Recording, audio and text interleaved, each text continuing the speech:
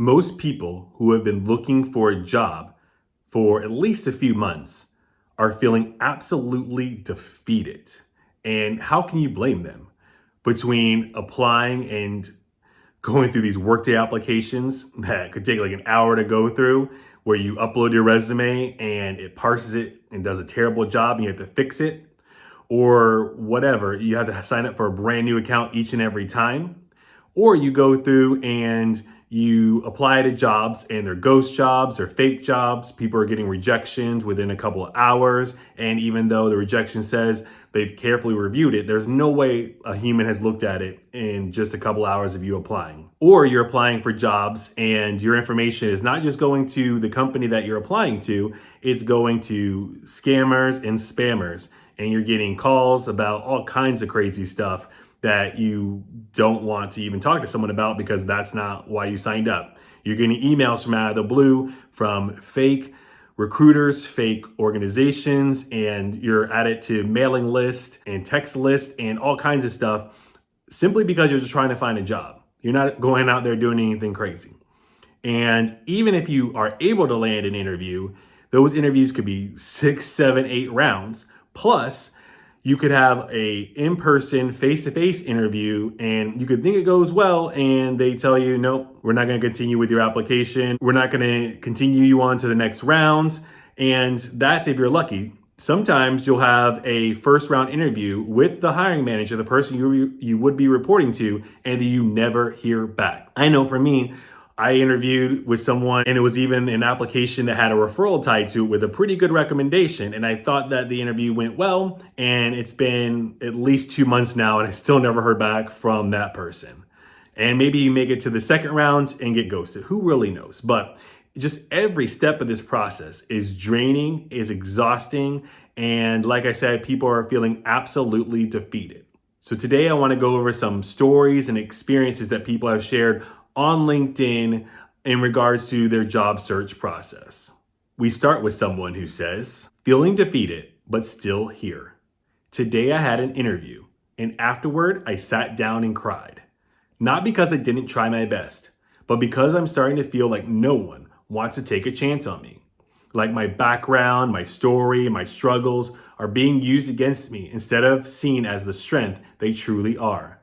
Some of the roles I left weren't by choice. The pandemic hit, markets shifted, budgets slashed, but none of that tells the full story on how hard I've worked, how much I've given to every team I've been a part of. Right now, I feel like I'm not being heard, like I'm being boxed into something less than what I am, like I'm being told silently that I don't belong. And recently on this channel, we went over another gentleman who was sharing some similar feelings.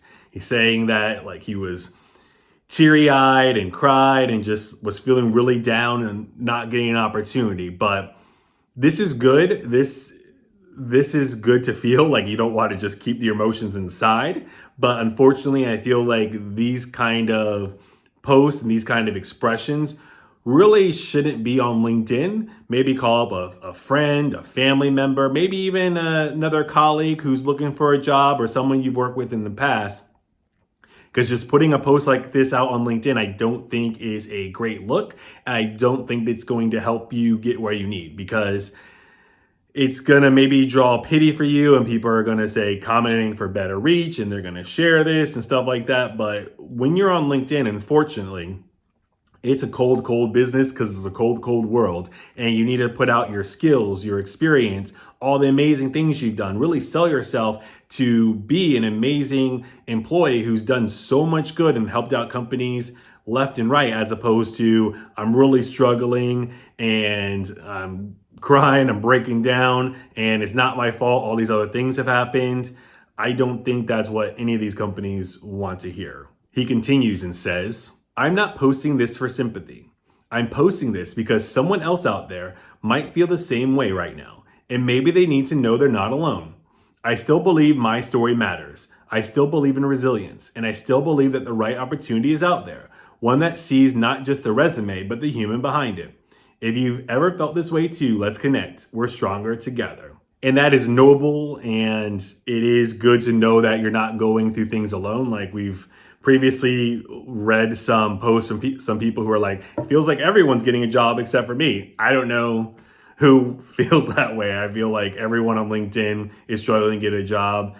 I have this YouTube channel, obviously, and you guys in the comments are talking about your struggles and the struggles of your loved ones. So I feel like everyone in the job market right now knows it's hard, knows it's not them, knows that there's a lot of mountains to climb and a lot of obstacles to overcome.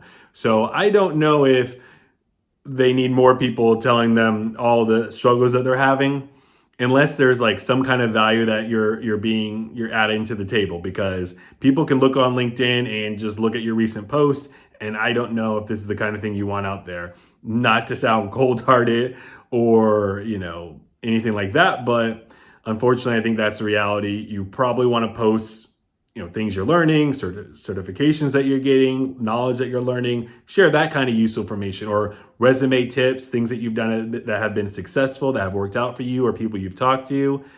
I don't think you need to make posts like this. I don't think that's going to help you. Next, we go to Kara, who says, over 100 applications, 4 months, countless hours, still searching. Job hunting has been one of the most humbling experiences of my career. Since starting my search, I've applied to over 100 roles, each one thoughtfully, each one with hope. I've updated my profile, rewritten cover letters, and followed up with gratitude and professionalism. And yet, no offers. Yet. It's easy to feel discouraged, but I know I'm not alone. If you're in the same boat, just know that persistence matters. Sometimes it's not about being the perfect candidate, but about timing, alignment, and luck. And that might be a little bit better than the post that we just read, but I still feel like when people are saying post on LinkedIn on a regular basis, get your name out there, it shouldn't be associated with, I'm struggling and I can't find a job. It should be associated with, hey, here's some things I've learned along the way. Here's some things that are working for me, not just, it's been 4 months, I've had 100 applications and I'm still searching. Like, I think people are like, at the end, as long as I'm optimistic and I feel like I'm not going to give up, that's the main thesis of the post. But I don't think that's how any recruiter is going to see it. They're not going to want to hire someone who is unfortunately too down on their luck. They're going to want to hire someone who's like, yeah, I mean, I got laid off, really nothing I could do about it, but here's all the things I've been doing since. It's the same kind of viewpoint, I think, as people who have gaps on their resume. I don't think that people really care if you have gaps in your resume, but like, what are you doing? How are you filling the gap? Are you filling it with new knowledge, certifications, anything else? Or are you filling it with just doing nothing but applying? I think you got to have some additional things in here to show why we should hire you in the first place, because just saying, oh, I'm someone who just can't find a job isn't going to be very appealing to most organizations. Next, Eric says, lately the job search has felt less like knocking on doors and more like calling into a void. I've applied, revised, networked, and I'm still showing up. But the process is changing fast. AI now screens our resumes. Sometimes it even decides who gets the interview. In one case, I was interviewed by AI. While I understand the value of these tools for efficiency and consistency, I can't help but miss the human side of hiring. The small talk, the connection, the instinctual, this person could be great on our team. If you're also feeling the pressure of applying in an AI-driven landscape, you're not alone. And if you're a recruiter, engineer, or hiring manager reading this, just know there's a real motivated person behind every application. We're not just keyword matches or summaries. We're problem solvers, learners, open to conversations, advice, opportunities, and more importantly, human connection. Once again, more of the same. I don't think if I'm a job searcher or job seeker and I'm reading this, I'm going to get anything valuable out of that besides, yeah, things suck. Next, Gismeli says, I didn't expect to be here today. Just an hour ago, I had a full-time job. Now I don't. After updating my profile to say I'm open to work, I've already received a flood of messages. Unfortunately, many weren't from real recruiters. Instead, I've been hit with offers for career coaching, upsells, and even messages that don't feel like real people at all. And this is at least giving some information or presenting some red flags to people. Like, when you put that open to work banner on, you become a target. Not necessarily a target for people out there hiring, but a target for scammers and spammers to sell you things like career coaching, upselling, resume reviews. And they might not just say, hey, if you need anything, let me know. They will say, well, send me your resume and I'll review it. And like, oh, okay. Even especially if they offer that for free. But then if they say, oh, well, your resume has all these problems, it's not going to pass an ATS, like this is a serious issue. If you don't pay me $1,000, I can't help you get your resume where it needs to be, right? That is not the kind of stuff that you need to be seeing when you put on open to work or career coaching, like sign up for my course or book a consultation. It's like, no. I mean, if there's tips or tricks or advice, or if you want to, out of the goodness of your heart, review someone's resume really quick for someone, that's nice. But this is not the time to be selling and trying to make money off of these people who are in these dire straits. She continues, but please, if you're reaching out to sell me something, I kindly ask that you don't.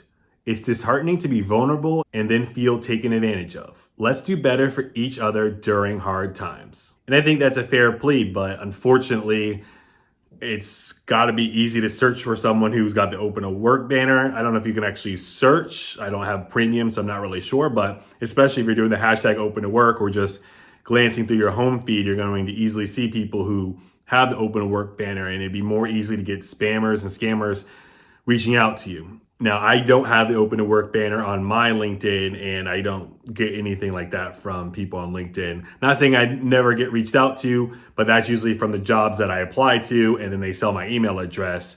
It's not from people flooding me with inbox messages on LinkedIn because they see that I'm open to work. Next, someone shared an email that they received from Robert Half, which I think is a well-known staffing agency. I think they have regular Robert Half. They have Robert Half Accounting. I think they have Robert Half IT. I think there's a lot of different branches. So this is a well-known legacy brand in staffing and temp work that everyone's heard of. But let's go over this email. Rosetta is hiring. Your background may be a fit.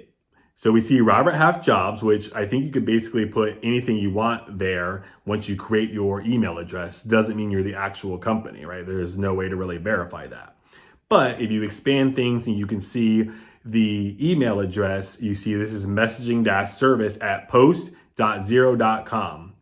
Now, I don't know what zero.com is, but it certainly isn't roberthalf.com. So if there's something that is not in alignment between the company name and the email address that they send this email from, that's red flag number one, that this is probably a scam and you're not going to want to reply. You definitely don't want to click on any links. The email says, "Hi, I'm reaching out from Robert Half regarding an opening with Rosetta, a well-established digital agency known for its work at the intersection of marketing and technology. They're currently looking for a social media manager to lead content strategy, audience engagement, and performance optimization across major platforms. This is a great opportunity for someone with a background in digital campaigns, analytics, and cross-functional collaboration. If this sounds like something you'd be open to exploring, I'd be happy to set up a brief call. You can choose a time that works for you here." And then a link for Career Horizon and schedule interview. "I look forward to the opportunity to connect with you. Warm regards, Jordan Matthews, Recruiting Manager, Robert Half Careers." So this doesn't have as many red flags as some of the emails that you'll get. You'll get where the hiring manager or someone else copied and pasted the information that the client is looking for, or even worse, just copied and pasted a job description that they found somewhere else on LinkedIn and send that over to you. A lot of these things will not have real signatures with people's names. A lot of these will have all kinds of typos, or they won't put your name in here. Like, they did a really good job with this spam and this scam. But yes, there's the email address. Companies are not going to just email you back. That's why they ask for contact information. And that's why we have to give it. And that's why, unfortunately, we lose our contact information to third parties. But they're going to most likely call you or reach out to you on LinkedIn or something like that. If they have your number, they're going to call you and try to talk to you about this opportunity. I don't think I've ever gotten an email that has led to a job like this. And then there's the link that it could steal your information right there. It could steal your login information and your banking account information. Or you schedule the interview, and then that's when they start asking for social security number or other personal identifiable information.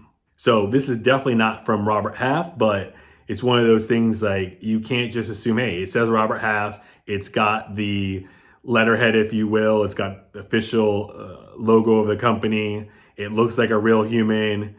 You just can't be too careful with this stuff because these guys are getting really, really good and these scammers are looking more and more legitimate. So let me know if this job process is getting you to the point of tears, if you're feeling defeated. I absolutely can't blame you for feeling these things because each and every step of this ladder, climbing up slowly, to try to get that brass ring, to try to get that new job is very, very draining. And it's like you're climbing a ladder with concrete or cement boots. And I completely feel for you and I relate and I empathize. But when you're making a LinkedIn post, maybe try to share something that makes you look like a valuable, desirable candidate as opposed to just talking about how rough it is. Yes, it is rough and you should be able to vent and get that out, but I don't know if LinkedIn is the case. Have you seen anyone post any LinkedIn posts that are like have helpful and useful information? Because I think that's what you're going to want to do. And yes, it is an emotional time and no one's going to blame you for feeling defeated, but maybe be careful and not post that to LinkedIn. And also don't get so defeated that you easily fall for a spam or a scam and you lose all your information and really set yourself backwards when it comes to losing your information or losing your bank account information or identity theft or anything of that nature. So let me know what you think of these stories down in the comments below. Talk to you later.